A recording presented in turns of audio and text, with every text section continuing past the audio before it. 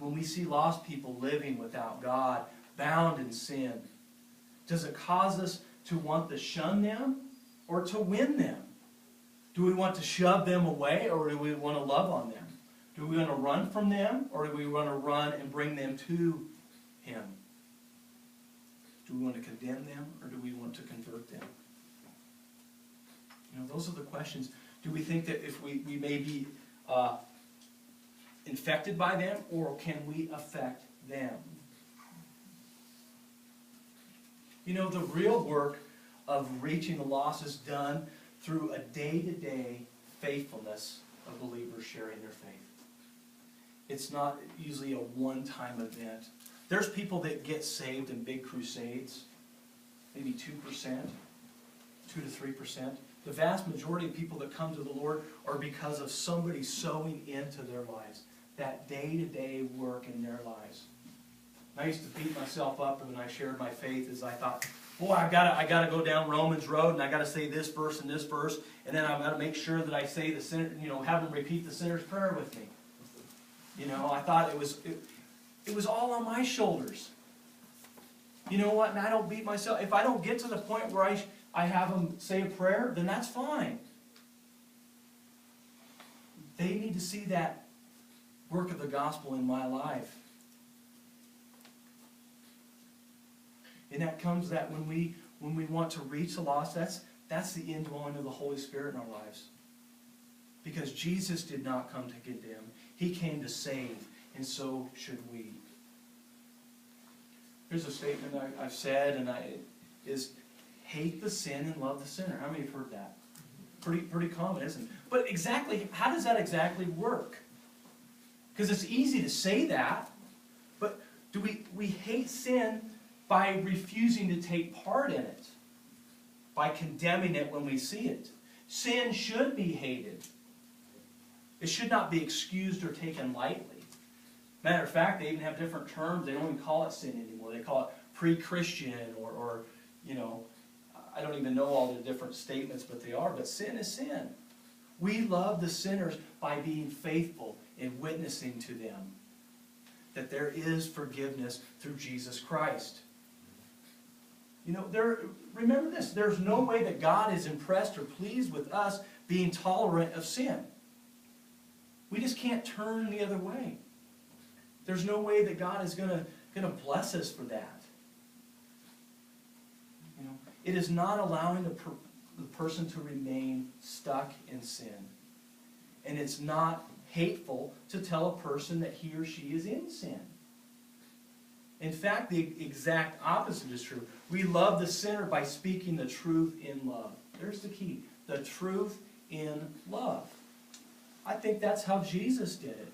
He didn't come in and just start pounding away on them, because then you're going to repulse them. But you speak the truth in love.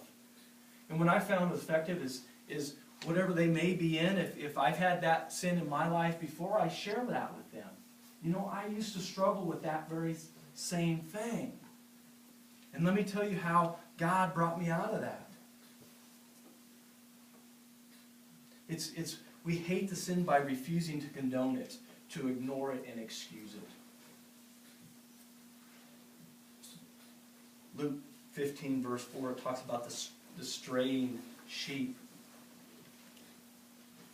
What man of you, having 100 sheep, if he loses one of them, does not leave the 99 in the wilderness and go after the one which is lost until he finds it? Jesus tells this beautiful story of the searching shepherd to teach us what matters to God, to teach us that the lost sheep is to be found, that the lost people of this world are to be found, and they'll be rejoicing in heaven. People who are astray from God are the lost. And not only are they lost, they're lonely, and they're searching for the meaning of their life. If you go to any bookstore, how many books are you going to see on trying to find the meaning or purpose for your life? Even in the Christian section, finding the will of God for your life. I'm a visionary. I'm always thinking into the future. But sometimes I have to remember that I am to prosper where I'm at, and to not get so future-minded that I'm not effective for today. And I have a heart for Native Americans. I have a heart for mission work up there on the reservation. But am I stepping over the lost to get to the lost? Are you guys following me there? Am I neglecting the people that may be right in my backyard? You know, there's nothing wrong with being mission-minded and to have a burden on your heart for certain people. But I think that God will bring these people into our lives. Anybody else notice that when you overcome something in your life that you've really been struggling with, this sin, and all of a sudden God starts bringing people that may be having that same problem into your life? Maybe that's God's way of saying, hey, I've got an assignment for you. Here it is. People are looking for God, but sometimes they're looking in the wrong places. Are they turning to, are people looking to Google, or are they looking to God? You know, with the internet, are they looking for the internet to solve all their problems? No, I'm not saying the internet is bad. I get a lot of good information off of there. But you have to sift through the good and the bad. The last one is the searching shepherd. You know, lost people matter to God. I think it was Billy Graham said this. It says, God accepts you exactly the way you are, but He loves you too much to leave you that way. He loves you, but He doesn't want you to stay that way. Even as born-again, Spirit-filled believers, there's things that God wants to accomplish in our life that we should not rest on our laurels. We shouldn't rest on our past. We should be continuing to grow. That's the sanctification process that God has. Jesus came to seek and save that which was lost.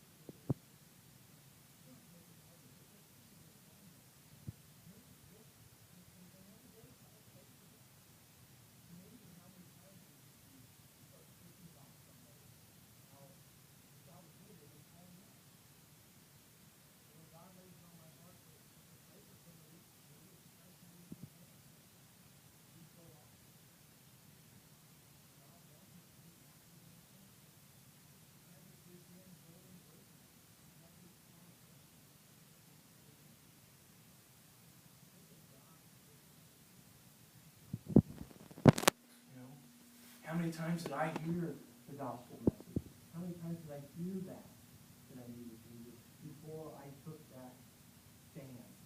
That today is the day, no more. I'm not living one foot in the flesh and one in the spirit. I've given my heart completely to God. Part of that bridge building is tenderness and sensitivity. God will give you that sensitivity to say the right words. So you don't have to have some memorized script that you have to use. Everybody's different. And as you're listening, keep praying, God, what can I say to impact this person's life? That's what I pray all the time, you know, when I'm up north and sharing my faith or just talking to somebody, praying with somebody, thinking, God, what can I say? How many times is this person going to walk down the aisle and get saved? You know, 50 times, 100 times? When is it going to take root? I don't know.